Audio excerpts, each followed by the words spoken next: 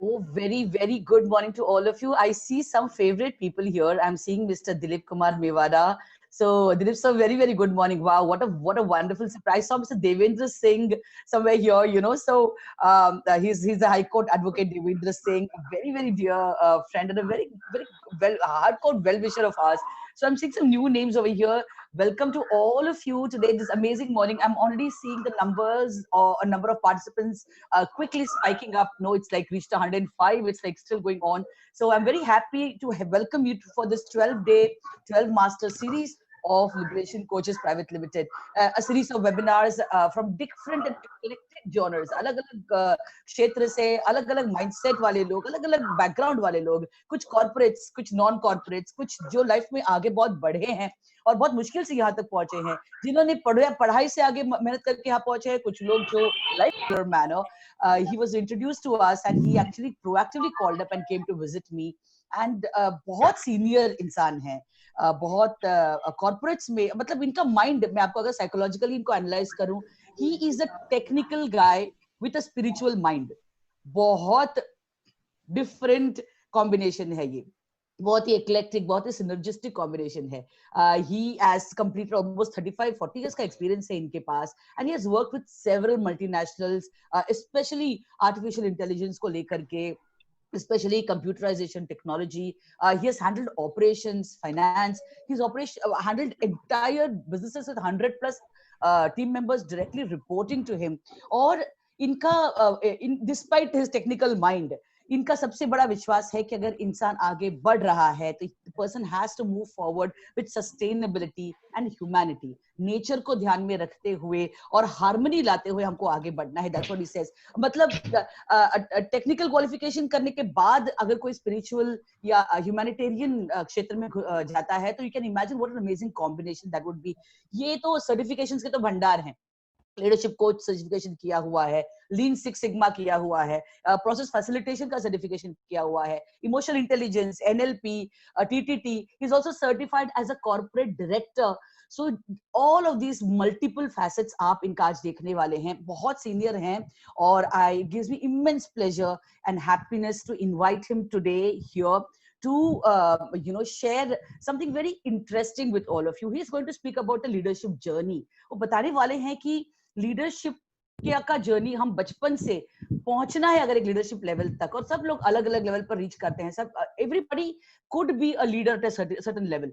ये अलग अलग लेवल्स क्या हैं, माइंडसेट्स क्या हैं, लीडरशिप जर्नी में हम किस तरह सोचते हैं, ह्यूमैनिटी जो है किस तरह आगे प्रगति कर रहा है, और उसको वो थोड़ा बहुत स्पिरिचुअलिटी के साथ जोड़ करके today is going to make a very interesting talk on the leadership journey. It gives me immense pleasure, ladies and gentlemen, to, and आप लोग वहाँ mentally उनके लिए applaud करिए. That is Mr. Kapil Chhabra.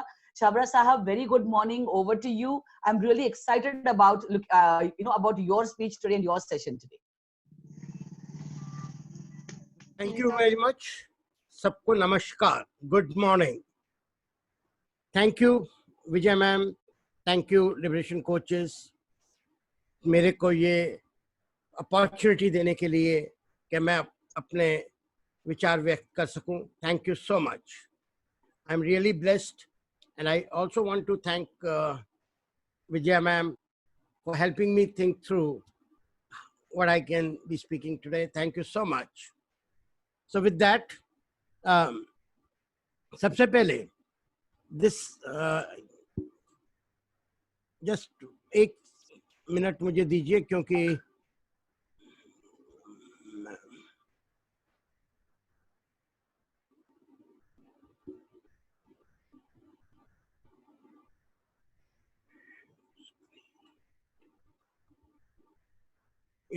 अब आपको सबको पीपीटी दिख रहा होगा. आज हम बात करेंगे लीडरशिप जर्नी पे, और जैसा विजय मैम ने कहा, हम लोग उन कुछ बातों पे चिंतन करेंगे जिसकी वजह से एक लीडरशिप डिफरेंशिएशन क्रिएशन होता है.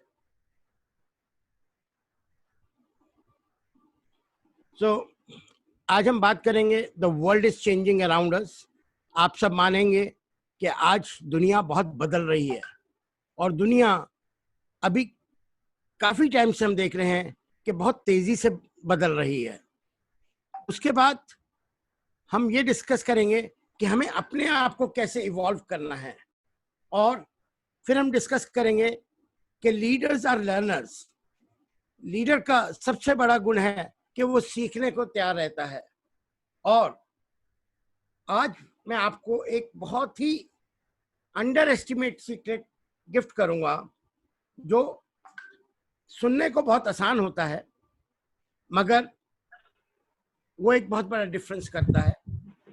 क्योंकि काफी रिसर्च की गई और ये पाया गया कि जब 25 साल की उम्र होती है तो हर कोई एक ड्रीम लेके आगे बढ़ता है, एक सपना देखता है।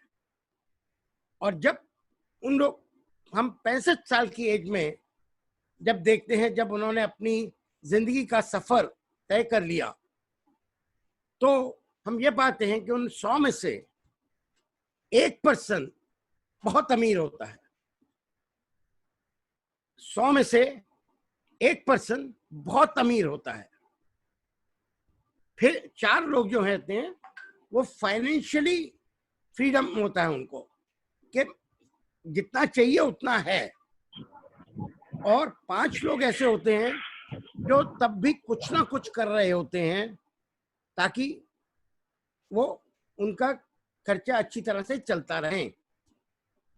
तो और 50 लोग ऐसे होते हैं जो ब्रोक होते हैं, जो अपने खर्चे के लिए दूसरों पर निर्भर करते हैं। बीच के लोग बीच में इन बिटवीन कहीं होते हैं। तो ऐसा क्या सीक्रेट है कि 100 में से एक व्यक्ति आगे बढ़ता है?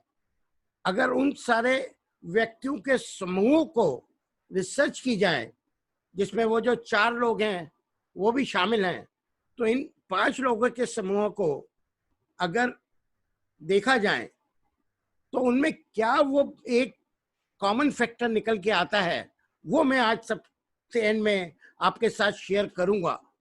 और वो बहुत सिंपल होगा। अभी मैं आपको इस चीज से शुरुआत कर रहा हूं कि दुनिया कैसे बदल रही है। तो अगर हम दुनिया के इतिहास में जाएं तो आज से 70,000 साल पहले, 52 ईयर्स, 52,000 साल पहले, यानी कि 50,000 बीसी में हम लोग एक हंटर और एक गैदरर होते थे। यानी कि रोज तीर कमान लेके निकलते थे, या शायद तीर कमान भी नहीं होता होगा, शिकार जैसे भी करते थे, रोज बाहर निकलते थे और अपने खाने का इंतजाम करके वापस आते थे। तब आज की तरह रेफ्रिजरेटर भी नहीं होते थे, तो रोज का खाना रोज ढूंढते थे। अगर खाना नहीं चाहिए तो सो जाते थे, फिर जिस दिन खाना चाहिए होता था उस दिन फिर जाते थे। कुछ कंदमूल भी देखते थे, कुछ फल देखते थे, कुछ सब्जियां देखते थे और वो तोड़ के ले आते थे, ताजी खाते थे। आग तब होती नहीं थी। तो ये एक माइंडसेट था कि आज का आज ही मिल जाए, कल का इंतजार नहीं करना। उसके बाद एग्रीकल्चर का टाइम आया, चीजें काफी सीजनल हो गई कि भाई कुछ महीने काम कर लिया, कुछ महीने आराम भी कर लिया। बट उस वक्त एक अच्छी चीज हुई कि जमीन को उपजाऊ बनाने के लिए उसका ध्यान रखना पड़ता था। तो आज भी उस टाइम की कुछ चीजें रिलेवेंट है, मगर एक और डिफरेंस था हंटर और गैदरर और फार्मर के टाइम में, कि हंटर के टाइम में हमें जो रिवार्ड है, हमें जो अपना फ्रूट है, वो उसी वक्त चाहिए। जबकि फार्मर को ये सीख आ गई कि इंतजार का फल मीठा होता है, तो वो बोता था और उसके बाद इंतजार करता था। कुछ लोग बिना अपना सोचे भी बोते थे। जैसे आम के बीज हैं, आप आज बोएंगे तो आपके पोते खाएंगे। तो उस टाइम में हमने कुछ नई चीजें सीखी जो बड़ी काम की थी। और हंटर के टाइम में हमें तो आज ही चाहिए, कल का नहीं सोचना। तो एक ये मेजर डिफरेंस था जब ह्यूमैनिटी ने, इंसानों ने हंटर से फार्मर की तरफ बढ़े। फिर आया इंडस्ट्रियल एरा। अब इंडस्ट्रियल एरा में क्या हुआ कि हमें थोड़ा सा कंफर्ट मिल गया कि अगर हम काम करे हैं तो हमें खाने का इंतजाम होता रहेगा। हंटिंग में रिस्क होता था कि आज कोई कुछ मिलेगा या नहीं मिलेगा। फार्मिंग में भी रिस्क होता है कि भले कि अगर वेदर ने साथ नहीं दिया, मौसम खराब हो गया, तो कुछ बदलाव तो पता नहीं कितना मिलेगा, कुछ रिस्क फैक्टर बढ़ गया। और फिर हम इंडस्ट्रियल एरा में क्या हुआ, थोड़ा कंफर्ट आ गया। ज्यादातर लोग जो वर्कर बने उनको होता था कि भाई महीने की तनख्वाह मिल जाएगी, हमारा काम चल जाएगा, हमें तो सिर्फ काम करना है। और उस वक्त जब इंडस्ट्रियल एरा की शुरू में तो फिर भी थोड़ा इंडस्ट्रियल एरा में दिमाग का काम होता था, बट जैसे जैसे इंडस्ट्रियलाइजेशन में तरक्की हुई, तो जब हेनरी फोर्ड साहब ने लगभग 1900 में एक वो अपनी फैक्ट्री बनाई जिसमें ऑटोमोबाइल्स बनते थे, तो उन्होंने कहा कि I need hands and feet, I don't need people to bring their brains to the office factory because they are supposed to do just what they are supposed to do. उन्होंने कहा कि मुझे लोगों के सिर्फ हाथ और पैर चाहिए, सोचने का दिमाग नहीं चाहिए, क्योंकि उनको सिर्फ वो करना है जो हम उन्हें बताते हैं। और फिर एजुकेशन सिस्टम भी हमारा धीरे धीरे उसी तरीके का बनता गया कि हम जो बता रहे हैं वो समझ लीजिए, अपना सोचने का काम ज्यादा मत करिए। सो ये एक तीसरा जमाना आया।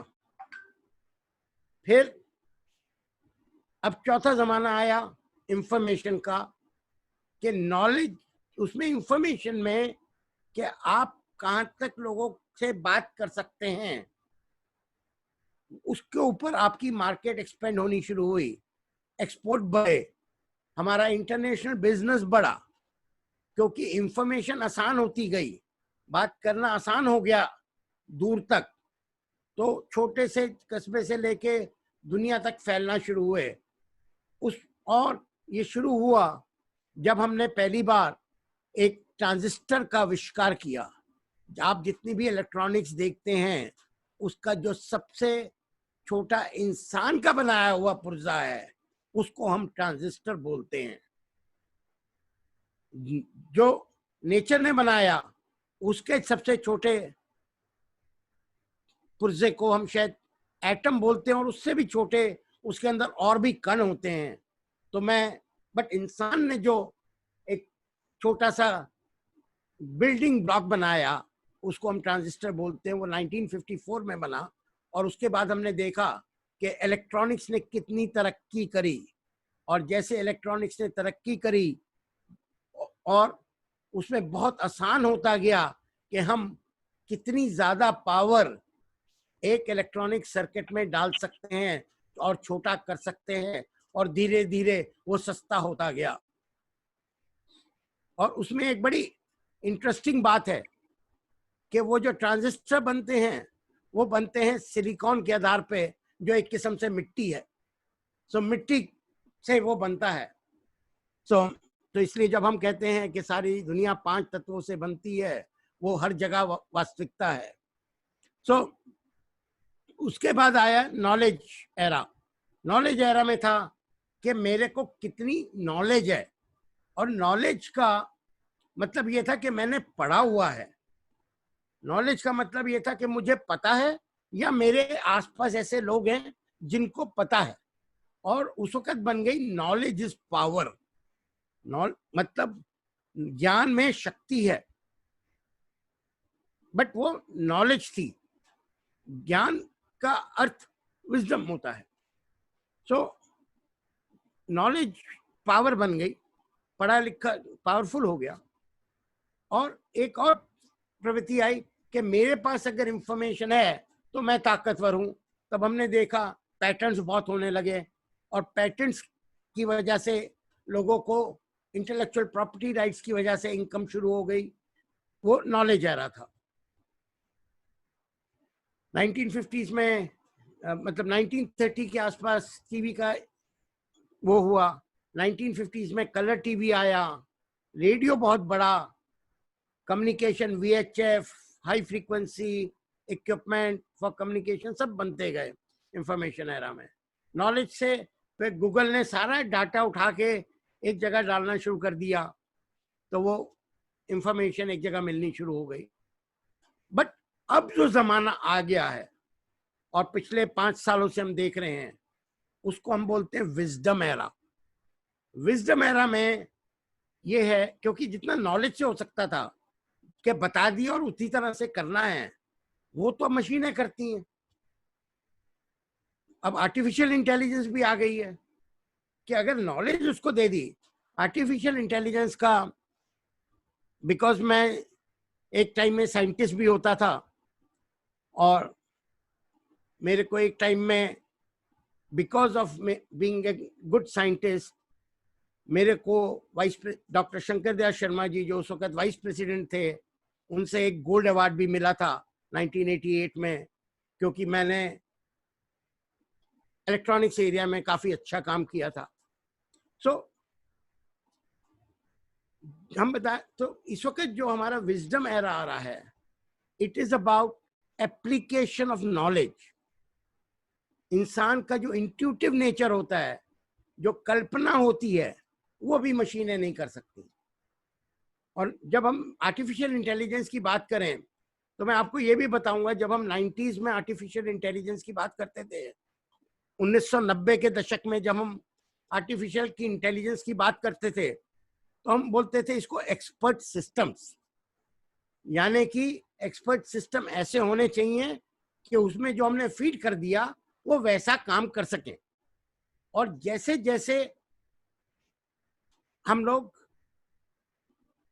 वो, और उसके पास डाटा इकट्ठा होता जाए कि पिछली टाइम इंसान ने क्या डिसीजन लिया था किसी केस में, वो उसको ऑटोमेटिकली समझता जाए और धीरे धीरे अपनी इंटेलिजेंस उसकी बढ़ती जाए। सो आर्टिफिशियल इंटेलिजेंस आ रही है, बट आर्टिफिशियल इंटेलिजेंस 2-3 चीजें नहीं कर सकती। एक, आज तो नहीं कर सकती, कल की दुनिया में अभी क्या होगा वो नहीं कह सकता मैं, बट आज तो नहीं कर सकती।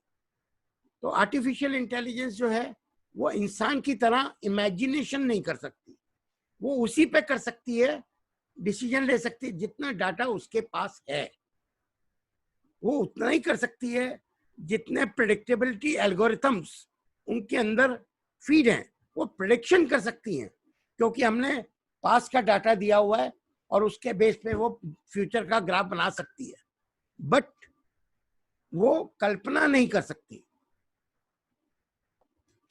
और इंसान के पास एक जो सबसे बड़ा गिफ्ट है, जिसको हम इंट्यूशन का गिफ्ट कहते हैं, वो गिफ्ट जो है वो अभी आर्टिफिशियल इंटेलिजेंस उससे बहुत दूर है।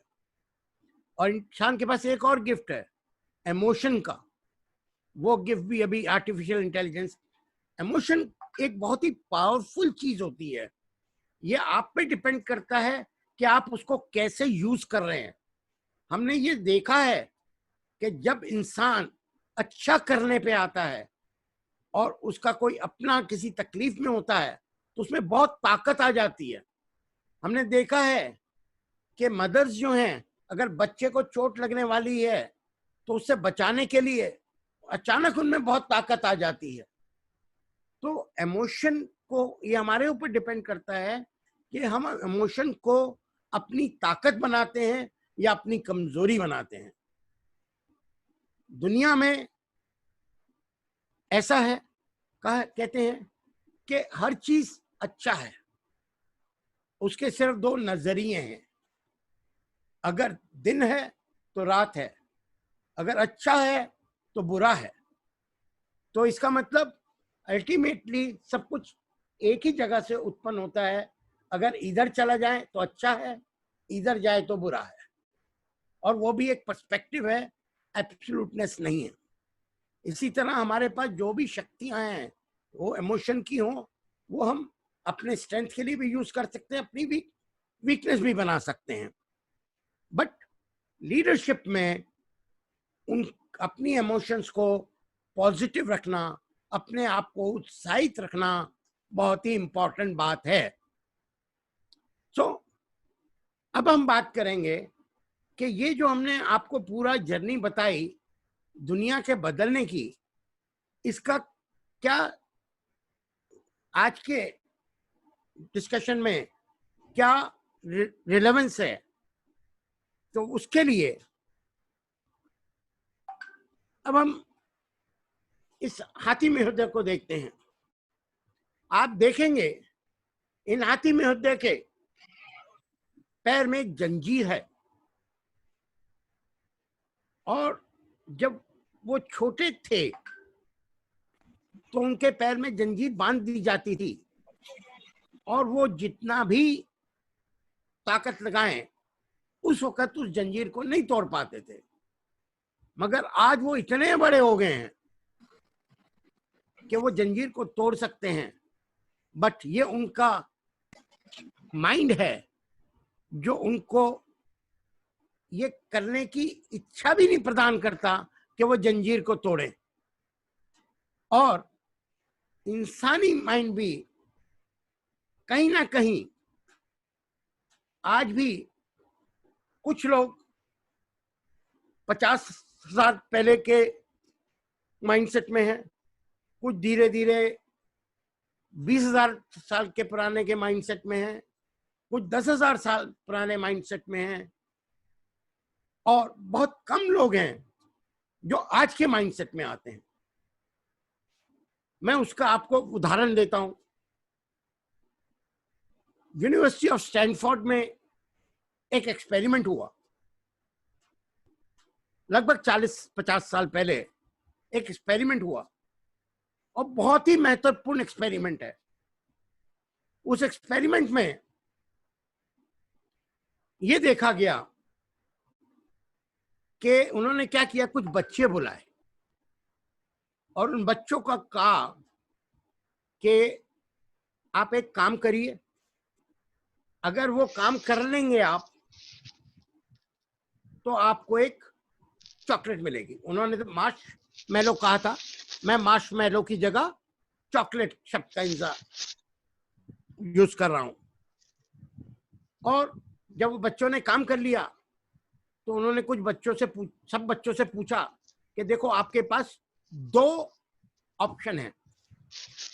एक ऑप्शन ये है, ये चॉकलेट लीजिए और जाइए।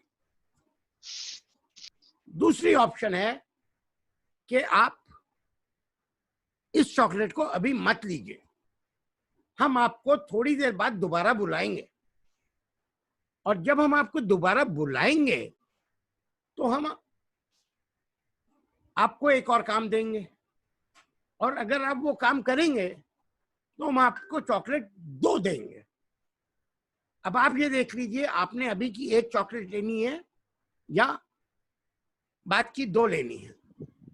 तो बहुत से बच्चों ने तो कहा कि भाई अभी तो एक चॉकलेट हाथ में आ रही है, वो तो दे दीजिए, बाद में आपका क्या भरोसा। तो उन्होंने वो चॉकलेट ले ली। कुछ ने कहा नहीं, हम इंतजार करेंगे।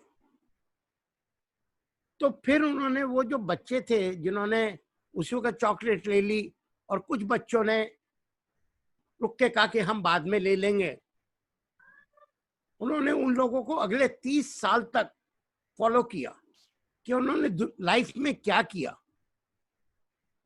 तो उन्होंने पाया कि जिन लोगों ने उस वक्त कहा कि हम इंतजार करेंगे दूसरी चॉकलेट का, वो उन लोगों ने बहुत तरक्की की, और जिन लोगों ने कहा कि हमें तो चॉकलेट अभी दे दीजिए, उन लोगों ने उतनी तरक्की नहीं कर पाए वो लोग। इसका क्या मतलब था कि जिन लोगों ने दूसरी चॉकलेट का इंतजार किया, उनका माइंडसेट हंटर वाले माइंडसेट से आगे बढ़ गया था, एट मिनिमम फार्मर वाले माइंडसेट में था। और जिन्होंने कहा ना अभी दे दीजिए, कल का भरोसा नहीं है, वो हंटर माइंडसेट में थे। अभी हम ये बिजनेस में भी करते हैं, यार आज का बिजनेस तो ले लेते हैं, कल की देखेंगे। तो इसलिए कई बार बिजनेस लेके हम लोग कस्टमर को उतनी सर्विस नहीं देते, क्योंकि हमारा आज का काम तो हो गया, अब दूसरा कस्टमर ढूंढेंगे। तो वो हंटर माइंडसेट आज भी कई जगह चल रहा है। और वो जो बात है उसको कहते हैं डिलेड ग्रेटिफिकेशन, यानी कि सब्र से फल का इंतजार करना। तो गीता में भी कहा गया है कि कर्म कर, फल की चिंता मत कर। कर्म कर मगर फल की चिंता मत कर। उसका मतलब यही है कि हमारे इंसान के हाथ में कंट्रीब्यूशन है, हम अपनी बेस्ट एबिलिटी से कर सकते हैं, बट हर वक्त हमें बिल्कुल फल के ऊपर निगाह नहीं रखनी चाहिए, थोड़ा इंतजार करना चाहिए। वक्त से सब कुछ मिलता है। सो वो एक्सरसाइज स्टैनफोर्ड यूनिवर्सिटी की थी, जो आज तक बहुत मशहूर है। एंड दैट टेल्स अस कि ह्यूमन माइंड बहुत से लोगों का अभी भी वही हंटर वाले स्टाइल में है। और उसके बाद फार्मर आया जो थोड़ा सीजनल हो गया, मगर उसमें थोड़ी दूरदृष्टि आई।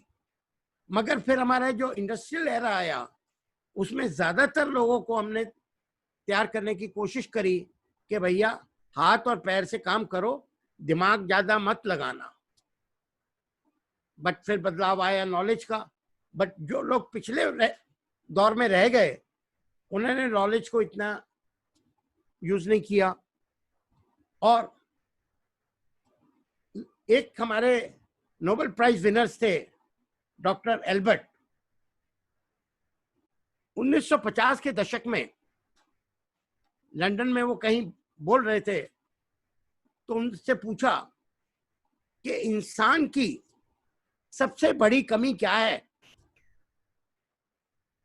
तो उन्होंने बताया, बोले इंसान की सबसे बड़ी कमी ये है कि वो सोचता कम है, और अगर सोचता है तो पॉजिटिव कम सोचता है। तो अगर and that is what is the application comes to application knowledge. और सोचने के लिए सबसे बड़ी इंपॉर्टेंट चीज है कि 3 लंबी सांसें ली जाएं, और फिर खुद के साथ किसी भी चीज पे आप विचार करें, तो आप पाएंगे कि आप उसका बेटर सॉल्यूशन निकाल सकते हैं। So this is about the journey. So ये एलिफेंट उस चीज का वो है कि जब वो बच्चा था तो जंजीरें बांध दी, और अभी भी उसको लगता है। और इसी तरह से लीडरशिप की जर्नी हम शुरू करेंगे 21 साल की उम्र से। उससे पहले हम जरा एक चीज और बात करें कि हर 7 साल में इंसान का सोचने का तरीका बदलता है। वो एक इंग्लिश में कहते हैं the man 7 years itch, that means every 7 years a man will change.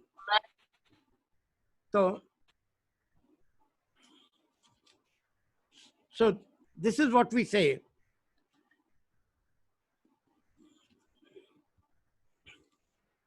So इसका एग्जाम्पल है, जब बच्चा छोटा होता है, पहले एक तो बच्चा जो है पैदा होने से पहले ही सीखना शुरू कर देता है। अगर हम बात करें महाभारत की, आजकल बहुत आ रहा है, टीवी शोज में आ रहा है। सो अभिमन्यु ने तो चक्रव्यूह तोड़ने का तरीका जब वो गर्भ में थे तभी सीख लिया था और युद्ध में यूज भी किया, बट बाहर निकलने का रास्ता नहीं सीखा था। बट वो वाक्य हमें बताता है कि बच्चा तो शुरू से ही सीखना शुरू कर देता है।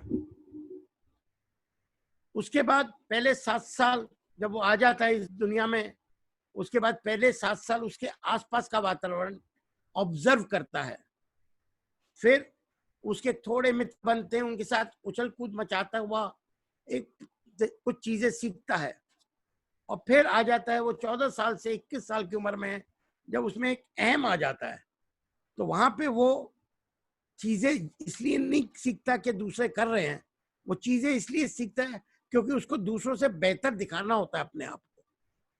तो ये डिफरेंट फेजेस हैं, बट वो जो हम पहले 21 साल में सीख लेते हैं वो हम सारी जिंदगी अपने साथ चल रहे होते हैं।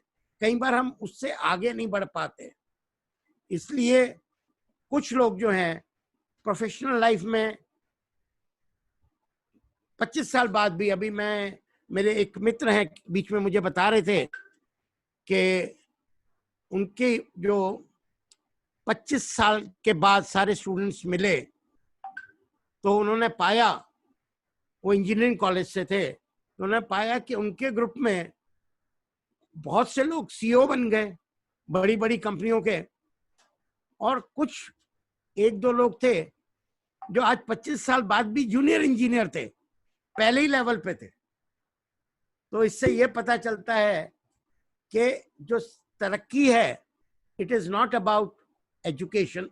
Education is important, it's an important part, but बहुत टाइम पहले और आज भी कहा जाता है कि education makes only 80% of the impact of education makes only 15% impact on where you will go, and 80% and or 85% impact is of your attitude. Attitude makes a big difference कि हम आगे कितना जाएंगे, and that comes from attitude, comes from mindset. mindset में कुछ पुरानी बातें हैं और कुछ जो हम पहले 21 साल में सीखते हैं या ऑब्जर्व करते हैं वो बातें हैं। अगर हमें तरक्की करनी है तो उसके लिए नॉर्मली हमें एक सेल्फ डिस्कवरी करनी होती है, अपने आप को समझना होता है। सबसे पहले हमें अपने आप को समझना होता है, और अपने आप को समझने के सबसे एक उत्तम तरीका है कि मेडिटेशन करिए, अपने आप से थोड़ी देर शांत रह के अपने आप को अपना टाइम दीजिए और ग्रेटिट्यूड प्रकट करिए कि आपको जो कुछ अच्छा हो रहा है आपके साथ उसके लिए धन्यवाद करिए। तो आपको ये ज्ञान आता है कि आप कितने लकी हैं ऑलरेडी, बिकॉज हमारे पास 2 आंखें, 2 हाथ, 2 पैर हैं, हम सांस ले पाते हैं। ये एक बहुत बड़ा गिफ्ट है जिसको हम इतनी वैल्यू कई बार नहीं दे रहे होते। सो हमने बात करी इवोल्यूशन ऑफ माइंड की। अब मैं आपको अपना एक अनुभव बताऊंगा। जैसे हमने कहा लक, तो जब हम छोटे थे, बच्चे थे, मतलब बच्चे का मतलब पहले 21 साल की बात कर रहा हूं, उसमें कोई भी टाइम हो सकता है, it is one phase of life. तो उस वक्त हमने ये देखा कि भैया पता नहीं यार, बाकी लोग इतने लकी हैं, वो उनको इतनी सक्सेस मिल रही है, हम लोग लकी नहीं है इसलिए हमें सक्सेस नहीं मिल रही। या शायद थोड़ा सा वो पहले 14 साल का अनुभव रहा होगा, बट लगभग उस पीरियड की बात है। फिर हमें एक झटका लगा। तो झटका ये लगा कि इंजीनियरिंग में फेल होना बहुत मुश्किल होता है। मतलब हम ये कहते हैं कि भैया इंजीनियरिंग में फेल होने के लिए बहुत मेहनत करनी पड़ती है। पढ़ने की नहीं, पढ़ने से दूर भागने की। क्योंकि आप अगर नहीं पढ़ो तो भी पास हो जाओगे इंजीनियरिंग में, क्योंकि इंजीनियरिंग में आप जब पहुंचते हो तो आप ऑलरेडी एक उस लेवल के होते हो। और मैं उस टाइम की बात कर रहा हूँ जब पूरे हिंदुस्तान में ज्यादा कितने 50 इंजीनियरिंग कॉलेज होते थे, तो उस वक्त एडमिशन उन्हीं को मिलता था जो बहुत सेलेक्टेड होते थे। तो उनमें इतनी तो ताकत होती थी कि नहीं भी पढ़े तो पास हो जाएंगे। तो फेल होने के लिए बहुत मेहनत करनी पड़ती थी। और बहुत से लोग इस बात को समझ सकते हैं कि बचपन में थोड़ी बहुत तो हर बार कुछ ना कुछ होता ही है। तो बट उस चीज के बाद एक ऐसा झटका आया हमें, हमने ये देखा कि ये लक नहीं है, ये एफर्ट्स, हमने कितनी मेहनत करी उस पर बहुत डिपेंड करता है। तो हम में बदलाव आया, वो बदलाव ऐसा आया कि हम एक साल फेल हुए और अगले साल हमने कॉलेज टॉप किया। क्योंकि एक विश्वास था कि भगवान ने की बहुत मेहरबानी है कि दिमाग दिया है और पूरा शरीर संतुष्ट और स्वस्थ है, तो बस मेहनत करने की बात है, दुनिया बदल सकती है। अगले साल हमने कॉलेज टॉप किया और उस फेलियर से हमने इतना सीखा कि 88 में हमें गोल्ड ट्रॉफी मिली। हमने आपको बताया वो कितने पूरे हिंदुस्तान में सिलेक्शन होके हुआ था कि सबसे ज्यादा किसको हमें रिवार्ड देना चाहिए। और उस वक्त I was the youngest member of technology development council of India, जो एक काउंसिल थी अंडर डिपार्टमेंट ऑफ इलेक्ट्रॉनिक्स, जो ये विचार करती थी कि आज से बहुत साल बाद हमारा क्या प्लान होना चाहिए हिंदुस्तान को आगे बढ़ाने के लिए। वो टाइम था जब हम टेलीकॉम रिवॉल्यूशन ला रहे थे। आज आप देखते हैं ये सब चीजें हाथ में, टेलीकॉम और ये सब, बट ये सब के जो एक इनिशियल वेव थी उस सब में मुझे ईश्वर ने वो अपॉर्चुनिटी प्रोवाइड की थी कि I was one of the active people at that point of time. तो हमने सीखा भैया एफर्ट और जो स्किल है वो इंपॉर्टेंट है। तो इसकी वजह से हमने आगे तरक्की शुरू करी। फिर आए प्रोफेशनल लाइफ में। अब हमने देखा कि अब हर चीज हमारी मर्जी से नहीं होती। हम सोचते हैं हम अच्छा कर रहे हैं बट फिर भी डांट पड़ जाती है। हम सोचते हैं कि हमने बहुत अच्छा किया फिर भी परफॉर्मेंस रेटिंग वो नहीं मिलती। हमने ये देखा कि हमने बहुत सब कुछ अच्छा कर लिया बट फिर उदास होके बैठ गए कि यार ये तो कुछ नहीं देते, अब उदास हो गए। अब जब उदास हुए तो देखो उसमें तो अपना ही नुकसान ज्यादा हो गया। अगर ताकत लगाते रहते तो जीतने की अपॉर्चुनिटी शायद आ जाती, बट अगर ताकत ही लगानी बंद कर दी, बैठ गए उदास होके कि ये तो सिस्टम जो है जरा पूरा जस्टिस नहीं देता, सिस्टम सिर्फ टैलेंट नहीं देखता। तो हमने देखा कि भाई उससे हमारा खुद का तो कोई भला नहीं हो रहा। तो एक चीज और सीखी जिसको कहते हैं फॉरगेट एंड फॉरगिव। हमने ये देखा कि अगर हम दूसरे से गुस्सा रहें, रूठें, तो नुकसान किसका हो रहा है? हमने देखा वो नुकसान तो हमारा हो रहा है, क्योंकि सबसे ज्यादा तकलीफ हमें होती है जब हम दूसरे को माफ नहीं करते। तो हमने कहा भैया तेरे साथ, हमने तेरे को कुछ नहीं कहना, हमने तो अपना आगे बढ़ना है। तो हमने बदले की भावना सब छोड़ दी। हमने कहा भैया हमें तो अपने काम में आगे बढ़ना है, आपकी किस्मत आपके साथ, हमारे मुकद्दर में जो होगा वो हमें मिलेगा। कई बार आपके साथ कोई गलत इसलिए कर रहा होता है क्योंकि वो आपकी राह होती है आगे बढ़ने की। मैंने ये देखा कि जब जब लोगों ने थोड़ा मेरे साथ अच्छा नहीं किया, उसकी वजह से मेरी जो राह बदली, मेरे को उससे ज्यादा तरक्की मिली। तो मैं उनको भी थैंक यू बोलता हूँ कि आपने मुझे राह बदलने का, वो कहते हैं, राह बदलने के लिए मेरे को धक्का मारा आपने, और मैं उसकी वजह से राह बदली, रास्ता बदला, और मैं ज्यादा अच्छे रास्ते पे चला गया। तो मैंने समझ लिया कि भैया attitude is the number 1 factor जिसकी वजह से हम आगे बढ़ पाएंगे। तो मैं अपने एटीट्यूड बहुत पॉजिटिव कर लिया। और एबिलिटी तो है, एबिलिटी ये है कि भाई आपको आता है उससे मतलब नहीं है, आपने क्या करके दिखाया उससे मतलब है। तो स्किल और एबिलिटी में यही फर्क है कि आपको आता है, बट अगर आप क्या करके दिखाते हैं कि आपको आता है, वो आपकी एबिलिटी बन जाती है। उसके बाद आगे बढ़े लाइफ में। फिर एक दिन एक सज्जन है, मैं उनका नाम तो नहीं लूंगा, बट आप ये मान लीजिए कि वो दुनिया के एक टाइम में, उनके पिता जो हैं, मैं उनके पिता की बात कर रहा हूं कि बट उनके बेटे जो हैं वो एक टाइम में दुनिया के पहले 10 रिचेस्ट लोगों में आते होंगे, और शायद एक टाइम में वो इंडिया के रिचेस्ट व्यक्ति भी रहे होंगे।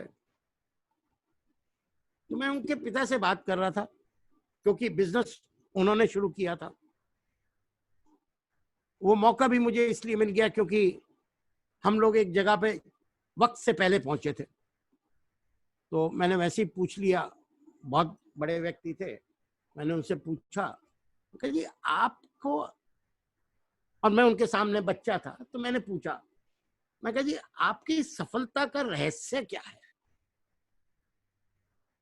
तो वो बुजुर्ग थे, तो इसलिए उन्होंने मुझे प्यार से बताया, बोले देखो हमारी सफलता का रहस्य 2 है। वो 2 रहस्य ये हैं। पहला रहस्य ये है कि मैं हर जगह पे वक्त से पहले पहुंचता हूं। आज का उदाहरण ले लो, हमारी मीटिंग से आधा घंटा पहले हम यहां पहुंच गए। क्यों? क्योंकि अब मैं बिल्कुल रिलैक्स्ड हूं, और मैं ये सोच रहा हूं कि इस मीटिंग में से मुझे आउटकम क्या निकालना है। तो जब बाकी लोग कमरे में आएंगे मीटिंग के लिए, मैं उनसे बहुत आगे ऑलरेडी होऊंगा, क्योंकि मैं पूरा मीटिंग में ऑलरेडी आधे घंटे से यही सोच रहा हूं कि वो आएंगे तो मुझे उनसे क्या बात करनी है और उसका मुझे आउटकम क्या मिलेगा। तो मैं यही इमेजिन कर रहा हूं, और इसलिए मैं अब मीटिंग को उसी तरह से चला पाता हूं। तो बोले ये हमने प्रिंसिपल बनाया हुआ है, कुछ भी हो हम तो टाइम से पहले ही पहुंचते हैं, क्योंकि जब हम भागते हुए पहुंचते हैं तो हमारा दिमाग तो पीछे रह जाता है, शरीर वहां पहुंच जाता है, और फिर हम मीटिंग कंट्रोल नहीं करते। जो मीटिंग में पहले आया होता है वो हमें कंट्रोल करता है। तो पहला लेसन उन्होंने बताया पंक्चुअलिटी। दूसरा लेसन उन्होंने बताया कि हम वही करते हैं जो हमें प्यारा लगता है। अब उन्होंने तो इंग्लिश में बोला था, वी डू व्हाट इंटरेस्ट अस, ऐसा बोला था उन्होंने। तो मैं उसको हिंदी में बता रहा हूं कि हम वही करते हैं जो हमें प्यार अच्छा लगता है। अब मुझे बात तो उन दिनों हाजमोला का ऐड चलता था। वो हाजमोला का ऐड अगर आपको टीवी का याद हो तो बात हजम नहीं हुई वाला होता था। तो हमने भी बड़ा ऐसे देखा उनकी तरफ, हमने कहा मतलब अब बोल तो सकते नहीं थे कि वो बहुत बड़े थे हमसे। तो हमने ऐसे देखा कि बात कुछ हजम नहीं हुई, बट ऐड वाला ही हमारा स्टाइल था, बच्चे थे ना तब, तो ऐड वाला स्टाइल था। बात कुछ हजम नहीं हुई, मुंह से नहीं बोला, आंखों से बोला। तो फिर उन्होंने वाक्य पूरा किया, बोले या तो हम वो करते हैं जो हमें अच्छा लगता है, या हम जो भी करते हैं उसको अपने आप को अच्छा लगाते हैं। उन्होंने ऐसा कहा था, अंग्रेजी में कहा था, we do what interest us और whatever we do we make it interesting for us. So वो चीज आज भी इस गहन में जम गई कि या तो आप वो करो जो आपको पसंद है, या जो आप कर रहे हो उसको अपनी पसंद बना लो। और ऐसे बहुत से एग्जाम्पल हैं जहां लोगों ने, उससे एक और फायदा होता है, जब आप ऐसा करते हैं तो आपको एक सेटिस्फेक्शन मिलता है, और जब आप सेटिस्फेक्शन होके एकाग्रचित होके काम करते हैं तो सफलता ज्यादा मिलती है आपको। और एक चीज सीख ली कि भैया जितना मर्जी सामने से दिखते आए, हमें तो बढ़ते रहना चाहिए। अब उसमें एक एग्जांपल मैं आपको देता हूं। आजकल एक नई यूनिवर्सिटी खुल गई है और हम सभी उसके स्टूडेंट हैं, मोस्ट ऑफ इट। बहुत कम लोग होंगे जो उस नई यूनिवर्सिटी उन्होंने ज्वाइन नहीं करी होगी, मगर उस नई यूनिवर्सिटी की एक बड़ी बात है कि वो आपको सच बता रही है, इसका कोई गारंटी नहीं है, बट वो आपको बातें बताती है। तो ये अपने ऊपर है कि हम उसमें से किस बात को सही माने, किस बात को सही नहीं माने। तो मैंने अपने अनुभव के बेसिस पे एक बात को सही माना है, मैं वो बात आपसे शेयर करना चाहता हूं, बट वो आई व्हाट्सएप यूनिवर्सिटी से है। तो व्हाट्सएप यूनिवर्सिटी में एक कहानी आई कि धीरू भाई अंबानी जी एक बार जा रहे थे कार में, सड़क पे चल रहे थे, और जब वो सड़क पे चल रहे थे तो मतलब गाड़ी में थे, कार में थे, तो जब चल जा रहे थे और ड्राइवर चला रहा था, वो पिछली सीट पे बैठे थे, और अचानक तूफान आ गया, भयंकर तूफान। आपको खास करके बॉम्बे में तो पता ही है, बारिश एकदम से अचानक तेजी से आ जाए तो बहुत तेज बारिश, बहुत तेज तूफान, आगे का दिख नहीं रहा। ड्राइवर बोला, साहब साइड में गाड़ी रोक लूं? धीरू भाई अंबानी जी बोले, भाई देखो तुम गाड़ी रोको मत, धीरे धीरे चलते रहो। तो बेचारा ड्राइवर बड़ी मुश्किल से आंखें गड़ा के विंडस्क्रीन में धीरे धीरे चलता रहा, और धीरे धीरे चलता रहा, क्योंकि आगे देखना जरा मुश्किल था। अब जैसे ये आगे चलता रहा तो एक समय आया जब वो उस तूफान से आगे आ गए, बाहर आ गए। तब धीरू भाई अंबानी जी ने कहा, भैया आप गाड़ी साइड में रोक लो। अब जब उन्होंने गाड़ी साइड में रोकी, उतरे और पीछे मुड़ के देखा। जब पीछे मुड़ के देखा तो उन्होंने देखा कि जो लोग तूफान में खड़े थे वो वहीं खड़े हैं, और ये तो आगे बढ़ के आ गए। अब ये आगे बढ़ के आ गए तो दो बातें हुई, एक तो वो तूफान से बाहर आ गए, दूसरा वो तूफान से बाहर पहले आए, इस वजह से आगे की सड़क खाली थी और वो तेजी से आगे बढ़ गए। और आपको आगे तो पता ही है वो कितना आगे बढ़ गए। तो उनको इसलिए पैशन की बहुत जरूरत होती है। पैशन इज जस्ट कि जब थिंग्स डिफिकल्ट हो तब भी हम आगे बढ़ते रहें। तो ये बात समझ में आ गई। इसलिए अभी इंट्रोडक्शन के वक्त बताया कि I went up to the director level positions in one of the top और companies of the world of a subsidiary, उनकी इंडियन सब्सिडरी में I became a director, but the company itself was one of the top of the world. So वो passion, तो ये धीरे धीरे हमारी सीख बढ़ती गई। और मैं अपने आसपास भी लोगों को, और एक और चीज है, मेरे को बहुत सौभाग्य प्राप्त हुआ कि मैं बहुत बड़े बड़े लोगों से मिलने का सौभाग्य प्राप्त हुआ। तो मैं उनको भी ऑब्जर्व करता था कि उनमें क्या डिफरेंस है। उनकी सारी अच्छाइयां तो नहीं सीख पाया, बट कुछ कुछ सीखता गया। उसके बाद हम और आगे बढ़े। थोड़े साल पहले एक सिचुएशन आई कि मुझे एक बहुत बड़ी ऑर्गेनाइजेशन का इंडिया में सेंटर शुरू करना था, जो ऑर्गेनाइजेशन में लगभग बाद में हमने हजारों लोग हो गए और पूरे वर्ल्ड में हमने 2-3 हजार लोगों को मैनेज करते थे। और मैंने तो देखो ये सीखा कि मेहनत मैं जब 10 लोगों की टीम थी तब भी उतनी करता था, और जब 3,000 लोगों की टीम हो गई तब भी उतनी मेहनत करता था। तो उसका तरीका बनाना होता है, वो एक अलग बात है, वो किसी और वक्त बात करेंगे। बट जो सबसे बड़ी बात आई कि मैंने कहा ये मेरे को जीरो से शुरू करके इतनी बड़ी टीम ग्लोबल एनवायरनमेंट में बनानी है, कैसे होगा। तो मैंने ऐसे ही किया, 3 बार लंबी सांसें ली और सोचता रहा। और फिर मैं गूगल बाबा को बोला, भाई गूगल बाबा इसका आप जवाब दो। तो पता नहीं मैं क्या टाइप कर रहा था, तो जो भी टाइप किया मैंने, तो एक आर्टिकल मेरे सामने आया। और ये लगभग उस वक्त की बात है जब बाराक ओबामा नए नए राष्ट्रपति बने थे यूएसए के। तो एक कंपैरिजन उन्होंने दिया कि लिंकन और ओबामा में क्या सिमिलरिटी है। तो उन्होंने बताया कि both of them had people around them who were better than them. So I understood that leadership is not about being the best.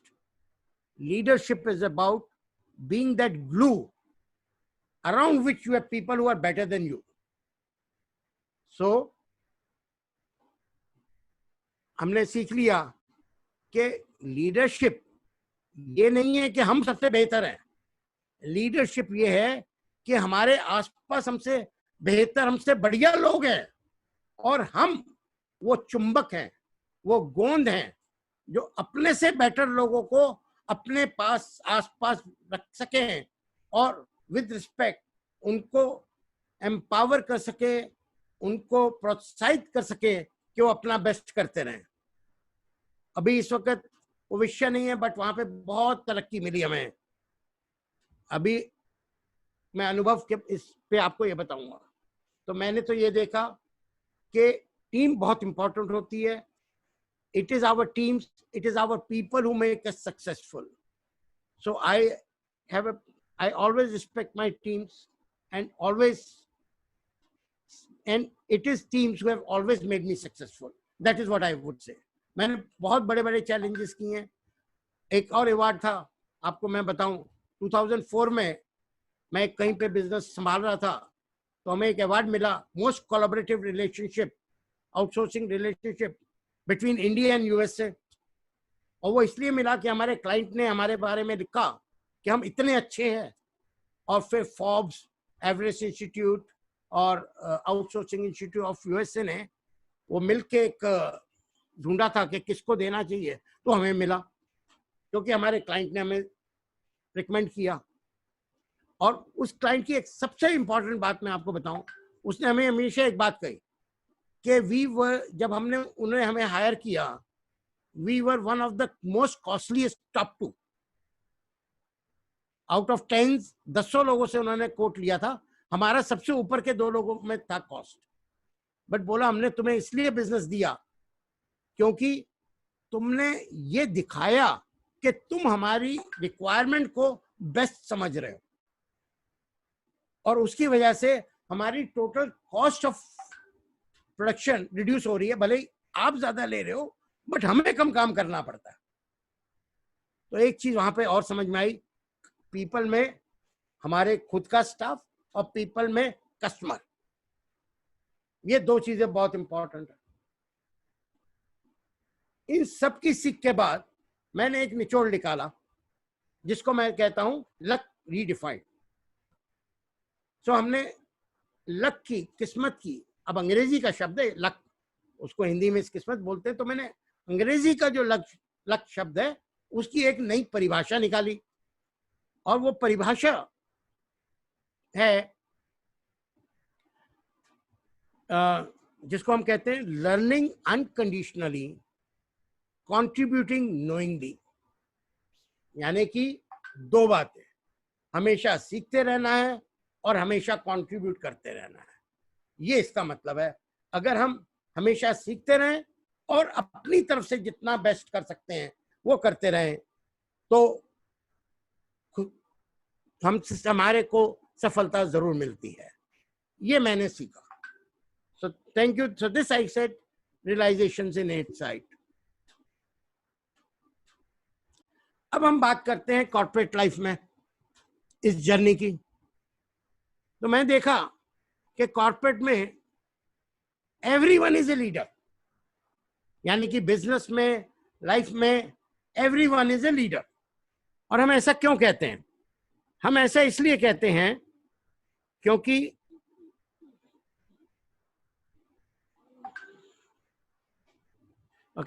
हम ऐसा इसलिए कहते हैं क्योंकि पहले हम इंडिविजुअल कंट्रीब्यूटर होते हैं, बट हमारी सक्सेस किस पे डिपेंड करती है कि हम अपने आप का नेतृत्व कैसा करते हैं। हम अपने आप का नेतृत्व कैसे करेंगे उस पे बहुत डिपेंड करता है। और इसलिए मैंने उसको शब्द यूज किया राइडर, क्योंकि शुरू में हम 2 व्हीलर से शुरू होते हैं, राइट। फिर हम बनते हैं को ड्राइवर। जब हम एक टीम मैनेज करते हैं तो हम अपने आप को को ड्राइवर की, हमारी अब वो 2 व्हीलर से प्रमोशन हो गया, अब हम कार में साइड में बैठे ताकि दूसरे को देखते हैं दूसरा कैसे ड्राइव करता है। फिर पहले हम अलग होते थे, हमें मैनेजमेंट नहीं पता होती थी, तो इसलिए हम राइडर थे। अब हम मैनेजमेंट में पहला कदम रख रहे हैं। अब हमारे को टीम मिल गई, तो हमारे को मैनेज कोई और कर रहा है डे टू डे, बट हम एक टीम संभाल रहे हैं, तो हमने उसको को ड्राइवर बोला। फिर हमने बोला ड्राइवर, यानी कि मैनेजर। मैनेजर का काम ये है कि जो भी चेंज है उसको मैनेज करें। बहुत साल पहले मेरे एक बॉस ने पूछा, कपिल हम मैनेजर क्यों रखते हैं? अब उस वक्त मेरे को इतना ज्ञान नहीं था, तो हम हैरानी से उसकी तरफ देखा, तो बोला देखो काम तो सारा लोग करते हैं, तुम क्या करते हो? और तो बात ये उसने ये बताया, और जो बात बिल्कुल जम गई मुझे, कि काम तो लोग ही करते हैं, मैनेजर का काम ये है कि जब वो स्थिति उत्पन्न हो कि काम उस तरीके से नहीं हुआ जैसे होना चाहता था, होना चाहिए था, जब कोई अननोन चीजें आई, जब एम्बिग्युइटी क्रिएट हुई या कोई डिफिकल्टी क्रिएट हुई, तो मैनेजर उसको सॉल्व करे। तो हमें समझ में आ गया मैनेजर इसलिए है कि जब तक बिल्कुल जो बताया है वो चल रहा है तब तक तो लोग अपने आप कर लेंगे। मैनेजर का काम है कि जो नहीं बताया उसको संभालना है, या जो पहले प्रेडिक्ट नहीं किया था उसको संभालना है, ये मैनेजर का काम है। फिर हम और आगे बढ़े। फिर क्या हुआ कि बिकॉज हम शुरू में साइंटिस्ट थे और 10-12 साल साइंटिस्ट रहने के बाद कॉर्पोरेट इधर ऑपरेशंस वर्ल्ड में आए, तो बड़ा इंटरेस्टिंग सिचुएशन हुई।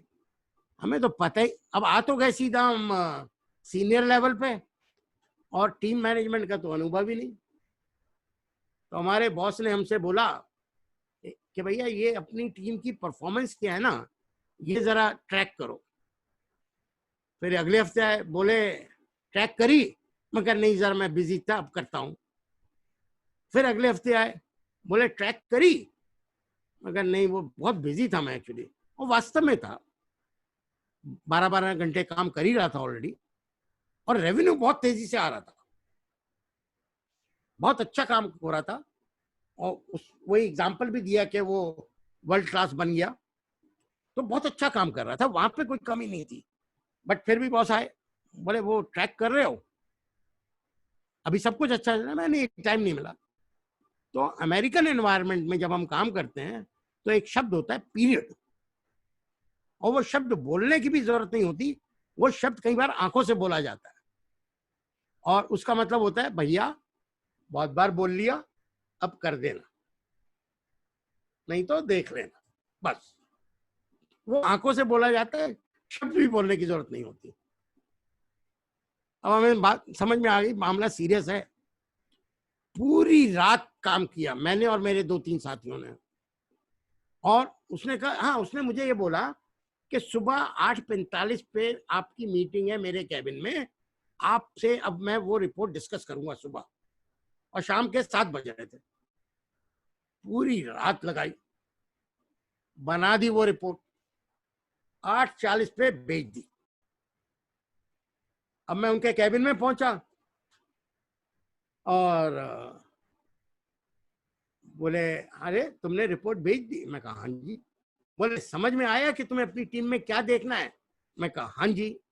बोले, मेरे कंप्यूटर का डिलीट बटन कहाँ है? तो उन्होंने कंप्यूटर का डिलीट बटन ढूंढा और वो रिपोर्ट को डिलीट कर दिया।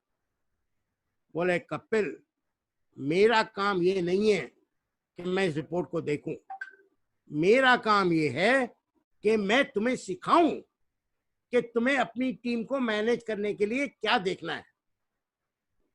आगे मुझे तुम पे विश्वास है कि तुम में समझ में आ गई अगर कि क्या देखना है तो तुम ठीक काम करोगे, इसलिए मुझे इस रिपोर्ट को देखने की जरूरत नहीं है।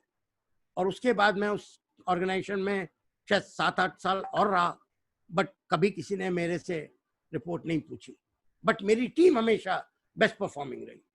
तो मैंने एक चीज सीख ली कि when you become a navigator, आपका काम ड्राइवर रहने का नहीं है, आपका काम यह है दूसरे को सिखाओ कि वो काम कैसे करना है। अगर हम ही बेस्ट हैं, हमसे बेटर कोई काम नहीं कर सकता, तो हम तो ड्राइवर वाले लेवल पे ही रह जाएंगे, हमेशा खुद ही ड्राइव करेंगे। हमें ऐसे लोग तैयार करने हैं जो हमसे बेटर ड्राइव कर सकें। ये चीज मेरे को काम आई जब मैंने आपको बताया, जहाँ 0 से लेके हजारों लोगों तक की ऑर्गेनाइजेशन बनाई, और वहां पे 100 मैनेजर तो बाहर से हायर किए। अगर 100 मैनेजर बाहर से हायर कर रहे हो तो you can imagine, normally it is said it, but वो किसी और टाइम बताऊंगा, बट मैंने उनको बिल्कुल अलाइन थे वो लोग, and I am really grateful for that experience, I am proud of that experience. So ये चीज सीख ली कि दूसरे को मजबूत बनाओगे तब भी हम आगे बढ़ पाएंगे।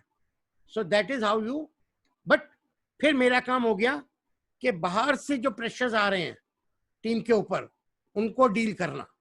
सो that is what, so I move from driver to navigator stage, and अंदर का काम तो मेरे बिना भी हो जाता क्योंकि मैंने सबको सिखा दिया। और अब मेरा काम है कि बाहर से जो प्रेशर आ रहे हैं या अननोन्स जो आ रहे हैं उनको डील करूं, या कोई मुझसे क्वेश्चन पूछे तो डील करूं। क्योंकि जब आपके पास 3000 लोगों की रिपोर्ट आ रही होती है, आप हर चीज खुद नहीं देख सकते, आपको दूसरों को बनाना पड़ता है। तो आप सिर्फ वही देखते हो जहां वो कहते हैं कि हेल्प की जरूरत है, तो उससे और आगे बढ़े। फिर देखा कि भैया बाहर के प्रेशर सारे ही मैं लेता रहता हूं। अब ये देख रहे ना, ये बाल उस टाइम में उड़े थे, पहले काफी घने काले बाल होते थे मेरे। अगर आज से 15 साल पहले की फोटो देखेंगे तो ये मतलब बाल ज्यादा सफेद भी हो गए और थोड़े से गायब भी हो गए। तो हमने कहा भाई ऐसे नहीं चल सकेगा, तो फिर हमने एक एक करके उनको एक एक पार्ट दिया कि भाई यार ये एरिया तुमने, अगर ऑपरेशन से रिलेटेड इशू है तो तुमने संभालना है, अगर क्वालिटी से रिलेटेड इशू है तो तुमने संभालना है। इस तरह से सबको नॉमिनेट किया और एक एक एरिया में सबको नेविगेटर बना दिया कि भाई इस एरिया का तुमने संभालना है, और हम बन गए मेंटोर कि भाई जो तुमसे नहीं संभले वो बुला के लाना। तो that is what is that we start reading business, और वो सब काम आया। बिकॉज जब आप एक बार मेंटर बनना सीख जाते हो, यानी कि हर कोई इंडिपेंडेंट काम कर रहा है। बहुत कुछ साल पहले मेरे एक बॉस ने मुझसे एक क्वेश्चन पूछा, कपिल, उस वक्त कुछ डिस्कशन चल रहा था कि एक मैनेजर के पास 3 से 5 डायरेक्ट रिपोर्ट होने चाहिए या 7 से 10 डायरेक्ट रिपोर्ट होने चाहिए। तो वो बोले कि देखो तुम भी 10 डायरेक्ट रिपोर्ट डायरेक्टली संभालते हो, तो अब अगर 3000 की ऑर्गेनाइजेशन है तो 10 ऐसे लोग थे जो मुझे रिपोर्ट करते थे और बाकी सब उनके पीछे पीछे होते थे। तो बोले तुम भी 10 लोग संभालते हो, मैं भी 10 लोग संभालता हूँ ग्लोबल लेवल पे, तो तुम क्यों फाइट कर रहे हो कि मैनेजर जो है वो 3 लोग ही संभालें? तो मैंने उनको वही बात बताई। मैं कहा देखिए जी, ऐसा है, आप हफ्ते में मेरे से आधा घंटा बात करते हो और ये पूरी ऑर्गेनाइजेशन 3000 लोग की बिल्कुल ठीक चलती है, आपको कोई सरप्राइज नहीं मिलता। अगर सरप्राइज हो रहा होता है तो मैं फोन करके आपको जगाता हूं, नहीं तो आपको नहीं देखना पड़ता। इसी तरह मैं डील कर रहा हूं। बाकी लोग जो इस काबिलियत के हैं कि मुझे अगर कुछ देखना है तो वो बताएंगे, नहीं तो मुझे देखने की जरूरत नहीं है, इसलिए मैं 10 लोग मैनेज कर सकता हूं। बट वो जो मैनेजर है उसके साथ में को ड्राइवर बैठा है, वो उनका काम इंटीग्रेटेड है, वो जो काम भी रिपोर्ट बना के भेजता है उसके मैनेजर को देखनी पड़ती है, क्योंकि अगर उसने डायरेक्टली भेज दी और उसमें गलती निकली तो मैं मैनेजर को पकड़ लूंगा, तो उसको चेक करना पड़ता है भाई। जबकि जो मेरी रिपोर्ट भेजते हैं लोग, उसको मेरे को एनालाइज करना होता है, चेक नहीं करना होता। हाँ, मैं अपना एनालिसिस करके देता हूँ उसको, वो बिकॉज वो नहीं करूंगा तो वो मेरा काम है। बट रिपोर्ट में कैलकुलेशन एरर मेरे को नहीं चेक करना पड़ता, क्योंकि वो हुआ तो बहुत बड़ी बात होगी। तो दैट्स हाउ आप कम समय में ज्यादा काम कर सकते हो। और जब आप मेंटर बन जाते हो, that the time your business can be on auto pilot, जिसको हम कहते हैं ना बिजनेस अपने आप चलना चाहिए, भले ही हम सोते रहें। वो तब आता है जब आप मेंटर ऑफ मेंटर बन जाते हो। सो ये है कहानी, जर्नी ऑफ लीडरशिप। और जब आप मेंटर ऑफ मेंटर बन जाते हो तब आपको लोग बुलाते हैं, आप उनके एडवाइजर बनते हो, आप उनके इन्वेस्टर बनते हो, आप मल्टीपल ऑर्गेनाइजेशंस में इन्वेस्ट कर पाते हो और एडवाइस कर पाते हो और सारे बिजनेस ठीक चल पाते हैं। बट उसके लिए इंपॉर्टेंट है ये स्टेप बाय स्टेप जर्नी।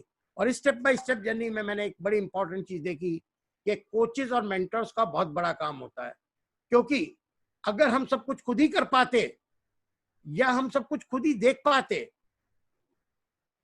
तो हम अकेले ड्राइव कर रहे होते हैं, हमारे साथ में कोई बैठ के नहीं बता रहा होता कि कपिल आगे ये मोड़ आने वाला है। रेसिंग कार में जब ड्राइवर ड्राइव करता है उसके साथ में नेविगेटर बैठा होता है, जो नेविगेटर ध्यान रखता है कि नेक्स्ट टर्न कब आना है, कब रुकना है, कब चलना है, कितने टाइम में कहां से कहां पहुंचना है। और तेजी से जब रेसिंग कार चल रही होती है तो ड्राइवर का काम सिर्फ सड़क पे सामने देख के ड्राइव करने का होता है। इसलिए वर्ल्ड के जो टॉप मोस्ट सीईओज होते हैं, मोस्ट सक्सेसफुल पीपल होते हैं, उनके साथ हमेशा कोच और मेंटर्स होते हैं, ताकि वो साइड में बैठ के उनको बता सकें कि कहाँ उनको मिस कर रहे हैं वो। तो हम ये एक चीज मैं नॉर्मली कहता हूं कि if you have a good coach और a mentor, then you will avoid making 80% of your mistakes, because business decision फिर भी आप ही ले रहे होते हैं। बट अगर आपको कोई ऐसा है जिससे आप बात कर सकें, सिर्फ बात करने से आपको जो उनके जो क्वेश्चन आते हैं उससे अपने आप आभास हो जाता है और आप 80% गलतियों से बच जाते हैं। और इमेजिन करिए अगर आपने लाइफ में जो भी गलतियां करी हैं, मैंने ये मेरे पे भी अप्लाई होता है, मैंने अपने ऊपर फेलियर्स को देखा, तो अगर वो 80% गलती नहीं करता तो शायद मैं आज इससे भी बहुत ऊपर होता। बट पिछले बहुत सालों से अब मैंने हमेशा अपने साथ कोच और मेंटर्स रखता हूं और उनकी पूरी रिस्पेक्ट करता हूं। तो that's what is the journey of leadership. And now I will give you one gift. मैंने बात शुरू करी थी कहां से कि 100 लोग शुरू होते हैं जिनमें बहुत वो होता है, ड्रीम होती है, सपना होता है, और बाद में सिर्फ 1% रिच बनता है 100 में से। और बाद में हमें ये देखते हैं कि 4 लोग फिर भी सफल हैं, अब फाइनेंशियली फ्रीडम है, 5 लोग थोड़ा बहुत कुछ और कर रहे होते हैं, बट 50 लोग तो ब्रोक हो जाते हैं, वो निर्भर करते हैं किसी और पे। जब तो वो एक हमने उस वक्त डिफरेंस दिखाया था, delayed gratification difference, that is the mindset growth उनका हुआ, क्या वो वहीं अटक गए? तो वहां पे सबसे बड़ी, और हमने ये भी बताया था कि थिंकिंग इज वेरी इंपॉर्टेंट। जितने भी आज की तारीख में आप बड़े यूनिकॉर्न्स देखेंगे, और our path creators, they have created new paths, नया रास्ता चुना है उन्होंने। फेसबुक जब आया उससे पहले फेसबुक नहीं होता था, गूगल ने जब सर्च शुरू किया उससे पहले सर्च इंजन नहीं होता था। सो बहुत सी चीजें उन्होंने पाथ ब्रेकिंग करी। जब एप्पल ने आईपॉड लाया तो उससे पहले था होता था कि आपको पूरा म्यूजिक सीडी खरीदना पड़ता था और पूरे म्यूजिक सीडी के पैसे देने पड़ते थे। उन्होंने कहा भैया ये लोगों को महंगा पड़ता है, तो क्यों ना ऐसा किया जाए कि लोग वही गाना खरीद सकें जो गाना उनको पसंद है, तो सस्ते में मिल जाएगा। तो उन्होंने वो आईपॉड लॉन्च किया, और आईपॉड लॉन्च किया तो बताया देखिए इंसान की जरूरत थी कि वो चलते हुए गाना सुन सकें, वो तो वॉकमैन भी करता था, मगर हमने इसमें एक नई चीज करी कि अब आपको पूरे कैसेट को खरीदने की जरूरत नहीं है, आपको पूरे सीडी को खरीदने की जरूरत नहीं है, आप सिर्फ वही गाना खरीद सकते हैं जो आपको पसंद है। और इसमें एक और चीज है, ये बहुत छोटा है इसलिए आप आसानी से इसको रख के चल सकते हैं, वॉकमैन बड़ा था। और इसमें एक और अच्छी चीज है, ये लेटेस्ट टेक्नोलॉजी है। तो उन्होंने ये नहीं कहा कि हम लेटेस्ट टेक्नोलॉजी लेके आ रहे हैं, उन्होंने पहले कहा कि हम इससे आपकी क्या प्रॉब्लम सॉल्व कर रहे हैं, ये आपके लिए क्यों जरूरी है। और बाय द वे टेक्नोलॉजी भी अच्छी है और सुंदर भी है। और उसके बाद एप्पल की स्टोरी सबको पता है। तो हमने बताया कि अलग तरीके से सोचना बहुत इंपॉर्टेंट है। अब आपको सबसे लाइफ में क्या होता है कि सबसे इंपॉर्टेंट चीजें जो होती हैं वो बहुत आसानी से मिलती हैं, वो बहुत ही सिंपल लगती हैं। एग्जाम्पल, इंसान खाने के बिना कुछ दिन रह सकता है और वो उसको खरीदना पड़ता है, बट पानी के बिना बहुत थोड़े ही घंटे रह सकता है और वो उसको थोड़ा ज्यादा आसानी से मिलता है, बहुत सस्ता है, फ्री में भी दे देते हैं लोग पानी अगर जरूरत हो। और इंसान हवा के, ऑक्सीजन के बिना 1 मिनट भी नहीं रह सकता।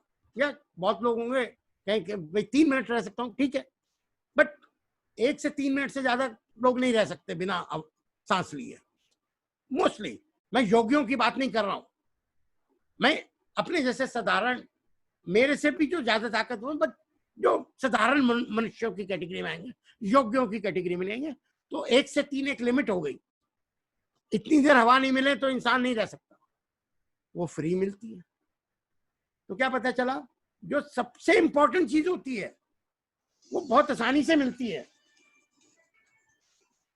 जो सबसे आसान चीज होती है, जो सबसे इंपॉर्टेंट चीज होती है, वो फ्री में मिलती है या ज्यादा आसानी से मिलती है। इसी तरह I am going to share with you one secret which is for last 50 years have been recognized, or maybe 70 years have been recognized as the most underestimated secret of success. And it is after a lot of research has been carried out. मैंने आपको example दिया delayed gratification वाला, इसी तरह की बहुत सी research है, और मैं पढ़ने का बहुत शौकीन हूं तो पढ़ता ही रहता हूं। तो उस सबको देखने के बाद ये पता चला कि जो लोग तरक्की करते हैं, जो टॉप 10% के लोग हैं, उन सब के, या 5% के जो लोग हैं, आप जितना स्ट्रांगली इसको लेंगे उतना आगे बढ़ेंगे, उन सब के गोल डिफाइंड होते हैं और वो गोल को हर महीने देखते हैं। उनके गोल डिफाइंड होते हैं, वो गोल को हर महीने देखते हैं, और जो है उसमें गोल को अचीव करने के 3 इंपॉर्टेंट निशाने होते हैं। आपने अर्जुन को मछली की आंख दिख रही थी, इसलिए उसने मछली की आंख पे तीर मार पाए। तो यहाँ पे 3 तीर इंपॉर्टेंट है। क्लैरिटी, क्या आपको क्या चाहिए, फोकस, उसके ऊपर ताकत लगाइए। हम पहले कहते थे grass is greener on the other side of the fence, यानी कि ग्रास जो है वो दूसरे, या हम हिंदी में भी कहते थे दूसरे की थाली में घी ज्यादा नजर आता है। तो वी यूज्ड टू से दूसरे तरफ की, दूसरे खेत में घास जो है वो ज्यादा ग्रीन है।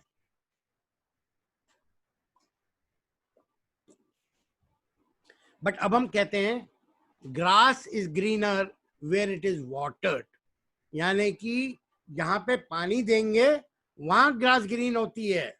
अगर दूसरे की ग्रास ग्रीन दिख रही है, इसका मतलब वो उसका ज्यादा रख रखाव करता है, उसका ज्यादा ध्यान रखता है।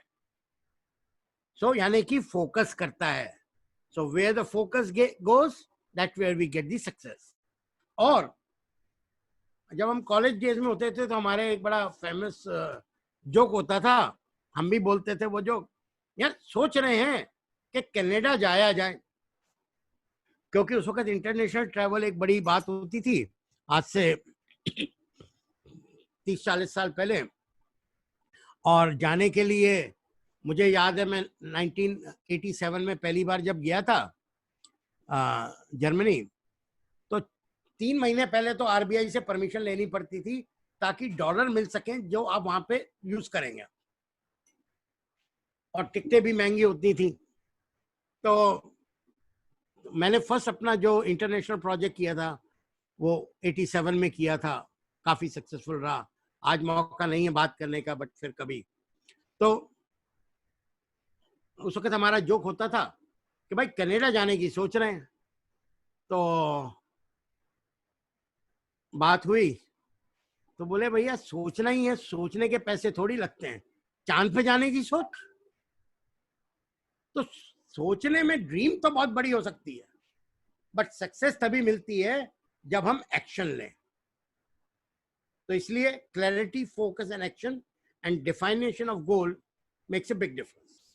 और मेरा एक, हम लोग नॉर्मली बोलते हैं stimulate the power within to manifest outward success, यानी कि बाहर अगर सक्सेस चाहिए तो अपने आप को और मजबूत बनाइए।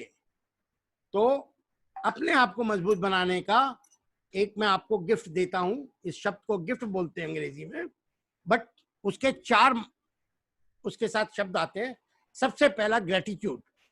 जब हम अपने लिए ग्रेटिट्यूड करते हैं कि थैंक्स गॉड, जो भी हम, फिर भी बहुतों से, लाखों से अच्छे हैं। आज इस कॉल में जितने लोग हैं, आई कैन एश्योर यू, आप लोग लाखों से अच्छे हैं, आप लोग करोड़ों से अच्छे हैं। ईश्वर ने इतना दिया है, तो उसके लिए थैंकफुल होना जरूरी है, ग्रेटिट्यूड होना जरूरी है। और तब ये ध्यान रहे कि ग्रेटिट्यूड से, और दूसरा मेरा एक गोल होना चाहिए which should take me to my inspired worthy ideal achievement. So हर वो अचीवमेंट जो आइडियल है, गोल छोटे छोटे होते हैं, और जो लॉन्ग टर्म पर्पस होता है वो एक बहुत वर्दी कॉज होता है। तो हमारा वर्दी कॉज डिफाइन हो गया, उसके कॉरस्पॉन्डिंग हमने गोल बनाया। सो हम आज के गोल में हार जीत को नहीं देखते, हम उस बड़े चीज को देखते हैं।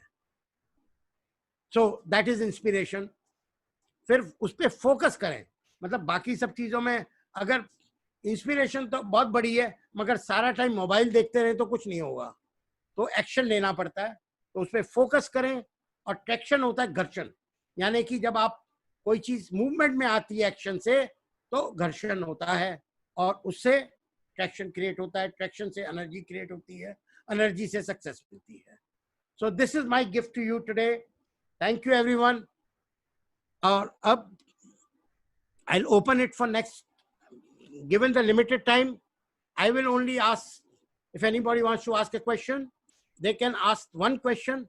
Others, I would request that please send your question on the email to Liberation Coaches and they will respond. And I will also mention one important thing to you, that liberation coaches बहुत भले का काम करता है। मैं भी उनका बहुत ही आभारी हूँ कि उन्होंने मेरे को काफ़ी प्रोत्साहित किया और ये मौका दिया, और मैं उनका बहुत आभारी हूँ। और जब भी मैं उनसे मिला हूँ मेरे को बहुत अच्छा लगा है।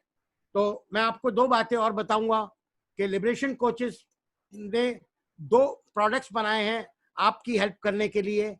एक प्रोडक्ट है उनका 16 एलिमेंट्स ऑफ पर्सनल विजन, और दूसरा प्रोडक्ट है 21 piece of organisational goal setting.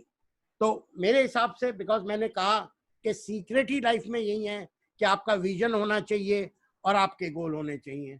आपका विजन आपको बहुत बड़ा होना चाहिए जो आपको प्रोत्साहित करे, और आपके छोटे छोटे कदमों का तरीका होना चाहिए ताकि आप उसको, वो आप गोल सेटिंग करते हैं।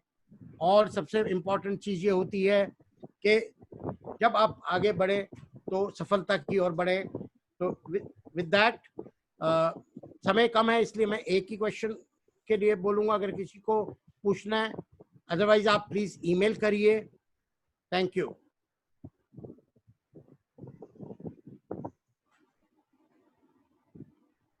और बिकॉज अब समय ऑलमोस्ट कम है तो आप लोग अपने क्वेश्चन भेज दीजिए। Now I hand over to liberation coaches please. Thank you so much for allowing me this opportunity. Thank you so much. वाह कपिल छाबरा साहब, मजा आ गया।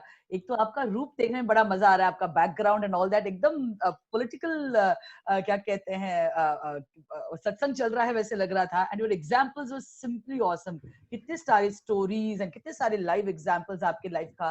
Very inspiring sir, very very very very good. I am extremely excited. I loved all the stories. मुझे stories बहुत अच्छे लगे and अब मुझे लगता है सभी लोगों को स्टोरीज तो अच्छे लगते ही हैं। So thank you very much. It's been an honour, a pleasure.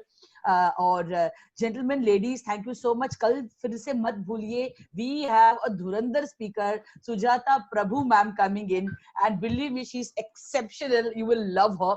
कल सुबह 11 बजे लॉग इन जरूर कीजिए। कपिल छाबरा साहब, thank you so much for the wonderful time that you spent with us. It's an honour sir, pleasure. Gentlemen, ladies, thank you. Liberation Coaches team, thank you for connecting all of this. Goodbye. See you tomorrow at 11 o'clock sharp. Take care. Bye. Bye bye. Thank you. Thank you very much. Thank you, sir.